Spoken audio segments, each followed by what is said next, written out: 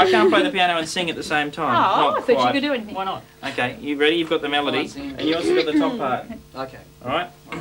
Ready? You start. Give us 4 bars on the drums. 1, 2, You go. 1, Not 2, yet. 3. Ready? Not yet. Here we go. Ready? A 1, 2, a 1, 2, 3. First you say you do, and then you don't, and then you say you will, and then you won't. You're undecided now, so what are you gonna do? That's it. Now you wanna play, and then it's no, and then you say you stay, that's when you go. You're undecided now, so what are you gonna do? Come into the bridge now. James, as a small child, seemed to be searching for what he wanted out of life. And until he found that it was music that fulfilled him and gave him purpose for life, and he could branch out in that, he did have difficulty coping with himself and with life. But once he'd found that, the sky was the limit, and he realised that himself. The one point or one phrase I remember from my parents, I think everyone says, yeah, my dad always used to say, and there's one thing they pick on, was they said you can do anything. And of course a lot of parents will say to their kids, you can do anything you put your mind to. Mm-hmm. And they mean figuratively, you know, try anything and put your mind to it, and they don't necessarily mean the guy can actually be anything, but I took them literally.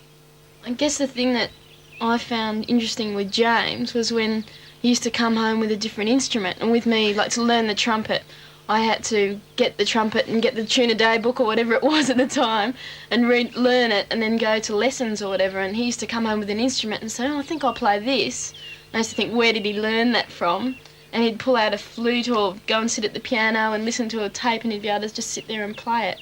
At an early age, and this is early high school days, we were playing in high school together. They had a band leading influence and basically getting people together to play, which was an unusual thing at such a young... Often kids were older, you know, and I was 2.5 years older, and he'd be, you know, coming to me in the middle of class and saying, we're rehearsing today at so-and-so at lunchtime, you know.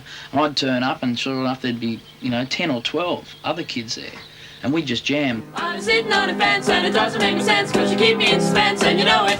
Then you promise to return and you're doing it really bad. Well, I guess I never learn and I show it.